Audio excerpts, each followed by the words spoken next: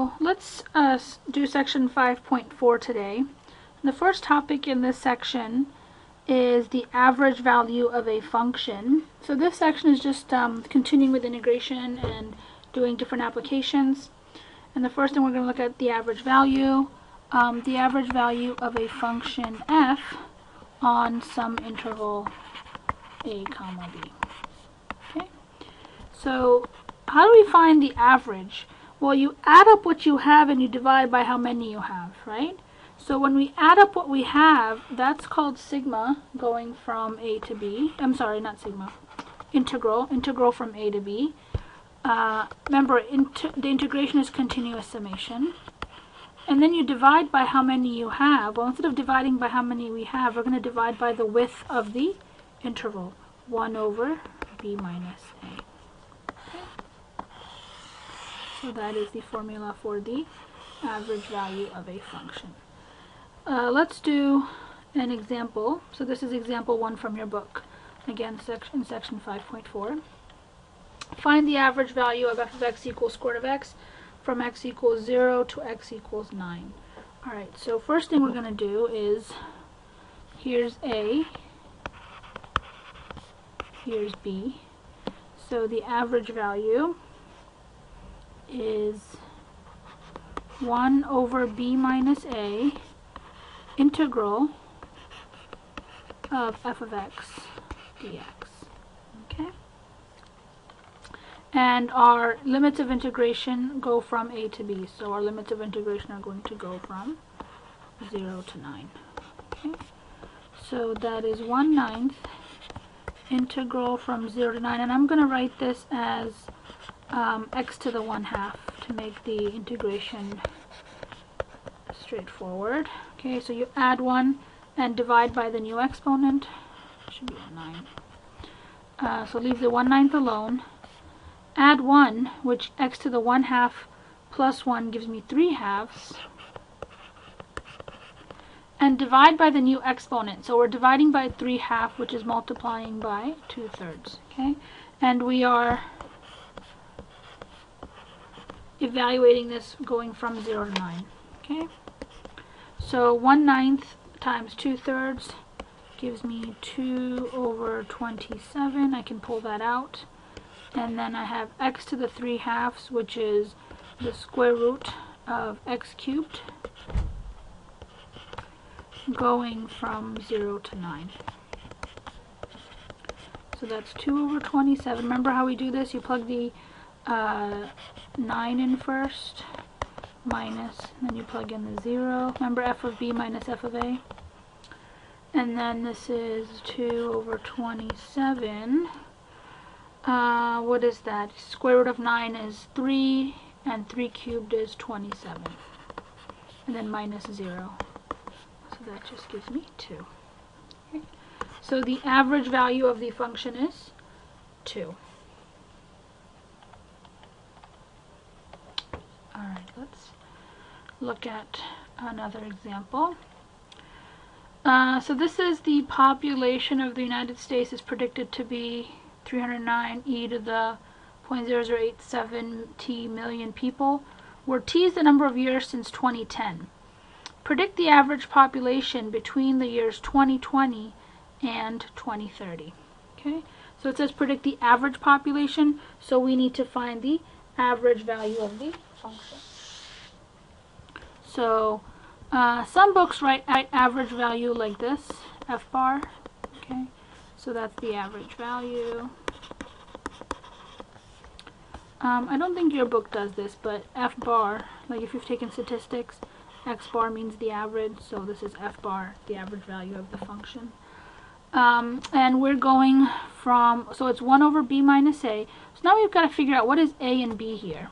A,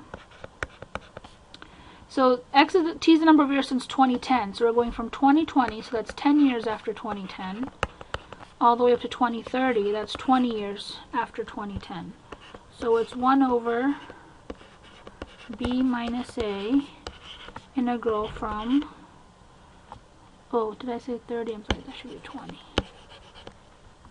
20 minus 10, integral from a to b, f of x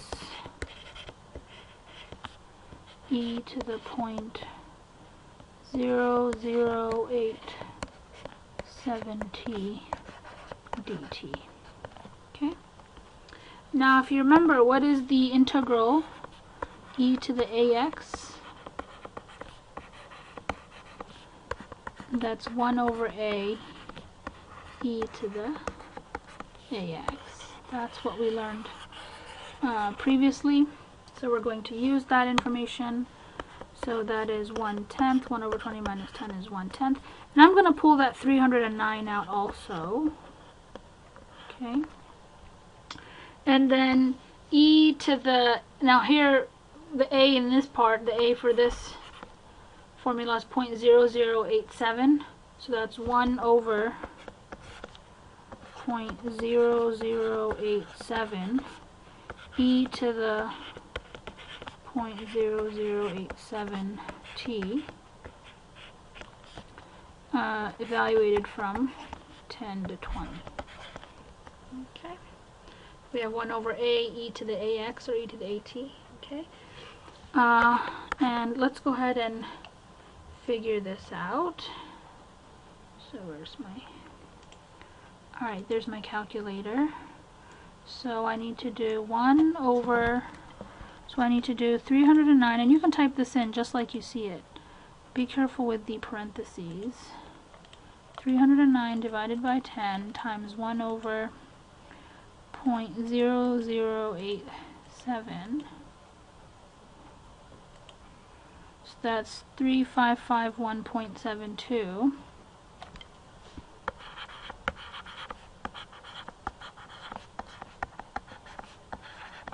Okay, e to the 0.0087 going from 10 to 20. So we will evaluate that. Second, e 0.008. Oops, I forgot the t here. Okay, so 0.0087 times 20, and then minus, remember you have to do minus e to the, e to the 0.0087, 0.0087 times 10, and then times what we had before, 3551.72. Okay, so we get 352.18.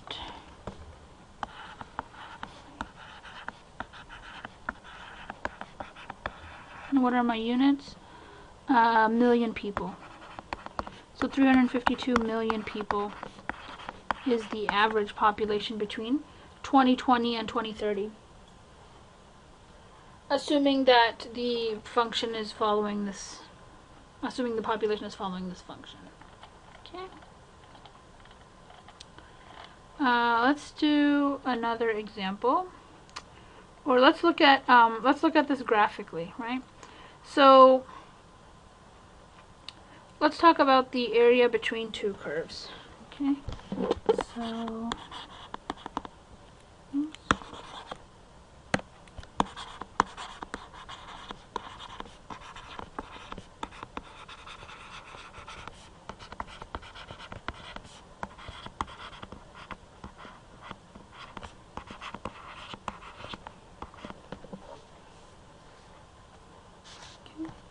And this is the area between two continuous curves.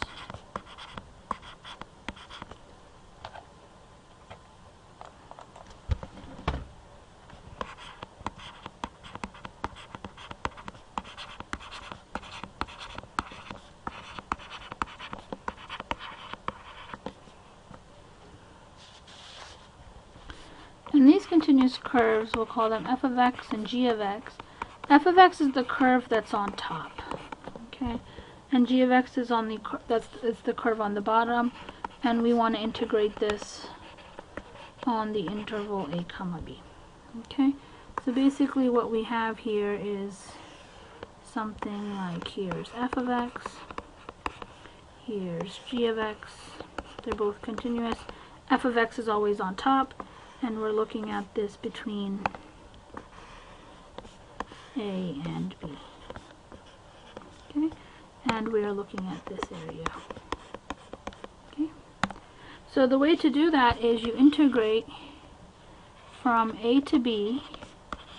You do the upper curve minus the lower curve dx. Okay, so let me write that you integrate upper minus lower.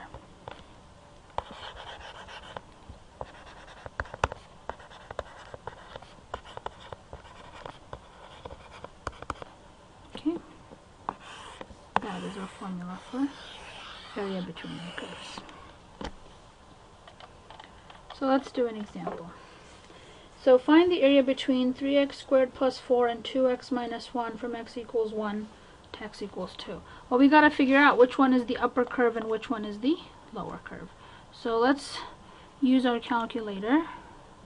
Okay, and we're going to do 3x squared plus 4.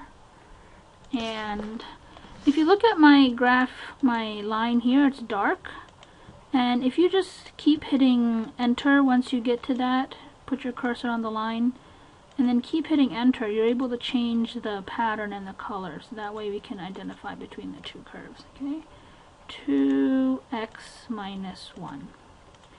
And I'm just going to do zoom 6. I just want to see what it looks like on these. So that's the 3x squared plus 4, and that's the 2x minus 1, right? So, and we want to go from -1 to +2. So from -1 to +2, the 3x squared plus 4 is on top. So let me just give you a little snapshot there. So we have something like this.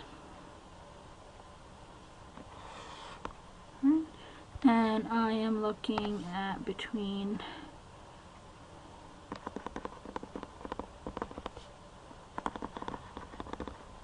and then I want that area. Okay, so we want to do the integral from -1 to +2, upper minus lower. Now you got to be careful, it's the lower curve, all of it, so you have to put that in parentheses, okay? Be very careful there. So let's do that. So we get 3x squared. So let me simplify this function first.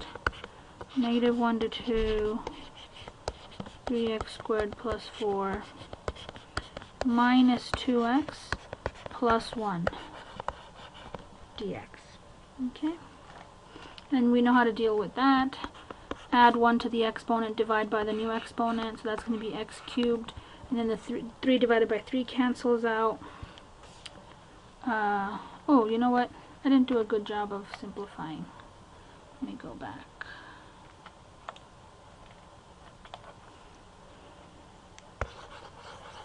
Okay, that's, I mean, you didn't have to do this, but make it a little bit easier. 4 plus 1 gives me 5, so that's minus 2x plus 5 dx. Now I can integrate. 3x cubed over 3 is just x cubed, minus 2x squared over 2, that's just x squared, plus 5x, going from what? -1 to +2, right? And so we want to evaluate that function. So you can evaluate it by hand, or you can evaluate it using the calculator. Let me show you this again. So now my function is x cubed math 3 minus x squared plus 5x. Right, that's my function. And I want to plug a 2 in. So remember, your table settings have to be ask. And then you go in and you plug the value at 2. and the value at -1, right? So at 2 the value is 14, and at -1 I think it's minus a -7. Where is that? Right, -7. So that gives me 14 plus 7, which is 21. So the area between the two curves is equal to 21. Okay, so 21 units, or square units. Let's do another example. Find the area between the curves y equals 12 minus 3x squared and 4x plus 5. Now we have to do this from 0 to 3. So let's, again, we want to graph these functions because we want to do upper minus lower, right? So we got to figure out which one is the upper function and which one is the lower function. Oh, I think I have to delete this. Delete. And then 4x plus 5. 4x plus 5. Okay? And I want to look at it from 0 to 3. So let's graph it and see what we get. 12 minus 3x squared. Okay, so let me zoom in just a little bit. It's from 0 to 3. So 0 to 3. Something interesting is happening here, okay? Let's zoom in a little bit. Let me change my window to go from, let's look at it from 0 to 5. And we'll look at it. It looks like it's going a little bit higher. So let's go to 15 maybe.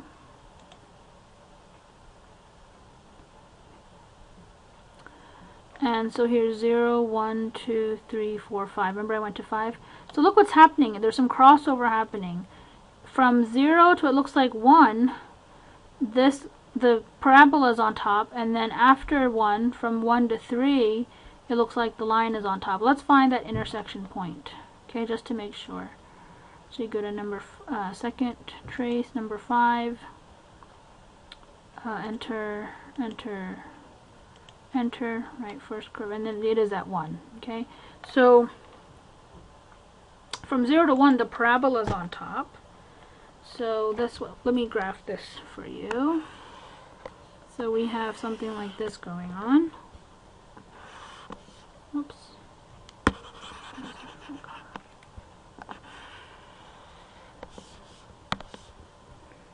So something like this.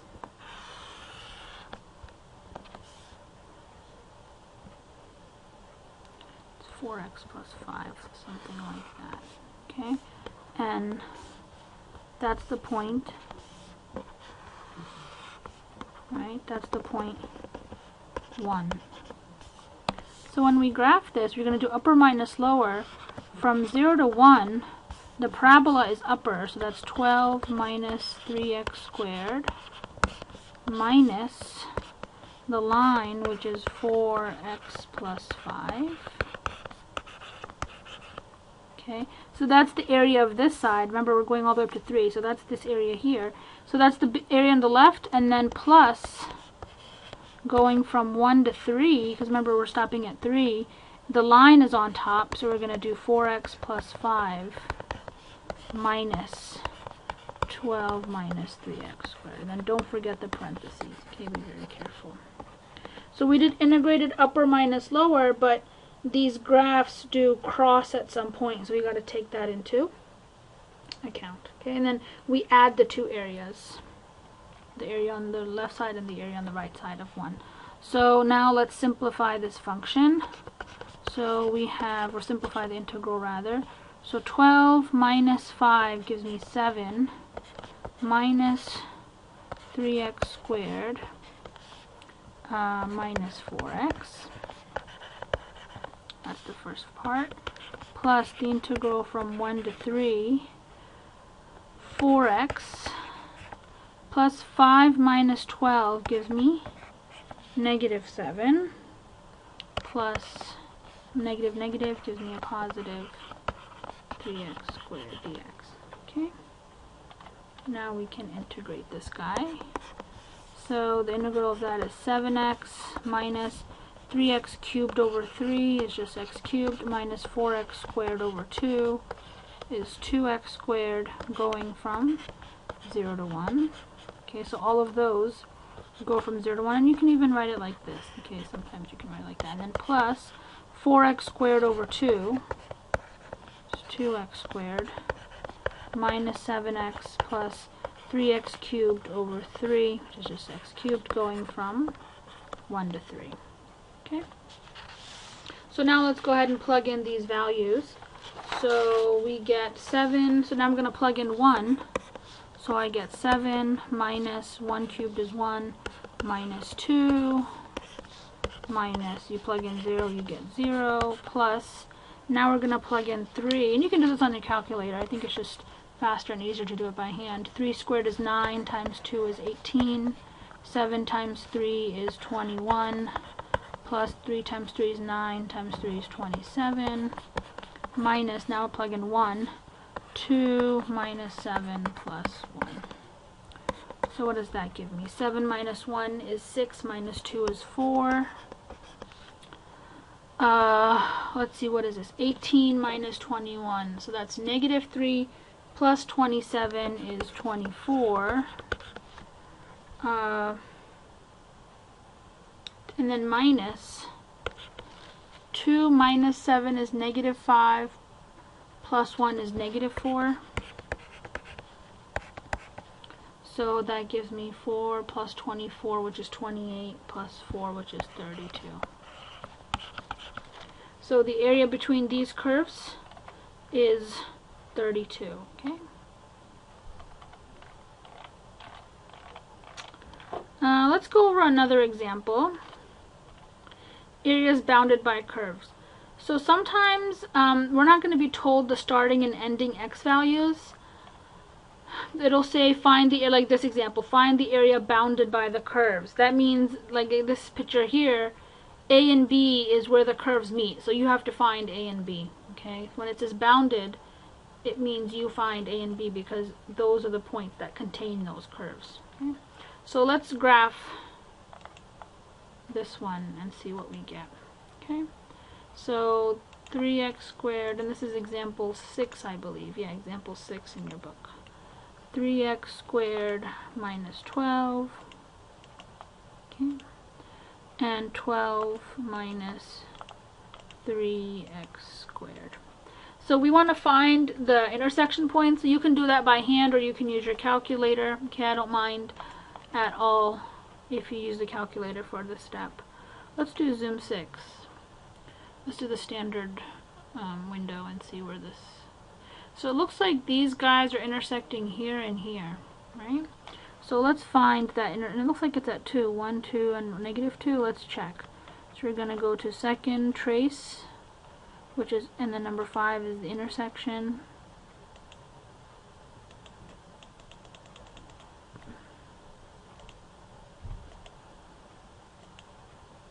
Okay.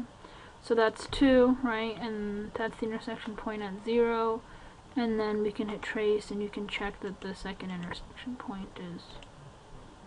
Okay, yeah, that's also... Or you can do number 5, second trace number 5. And then you just have to pull that point, or the cursor near that point. Okay? And it's also at negative 2. Okay? And go through and read the example in your book.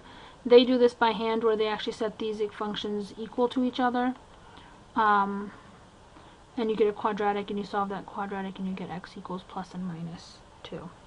So find the area bounded by the curve. So we are going from negative 2 to 2 and then the upper minus the lower. Well, which one is upper? Okay. Well, the parabola that opens down is going to be minus 3x squared. So that's the upper one. So 12 minus 3x squared, upper minus lower. Okay, again, that's upper minus lower dx. Okay, so so we get 12 minus negative 12, which is 24. Minus 3x squared minus 3x squared is minus 6x squared dx. Okay, so I've just simplified it. I haven't taken the derivative yet. Now I'm going to take the derivative, so I don't need to write the integral sign anymore. 6x cubed over 3 So that's 2x cubed going from negative 2 to positive 2. Okay. I'm going to plug 2 into here, so 24 times 2 gives me 48, minus 2 times 2 is 4 times 2 is 8 times 2 is 16.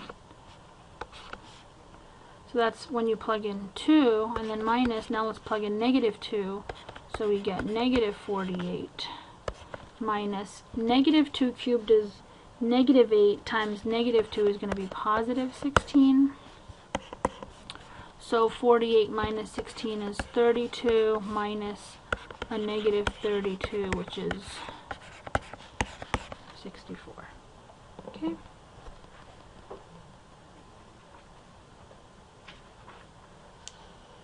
So the area bounded between these two curves has an area of 64.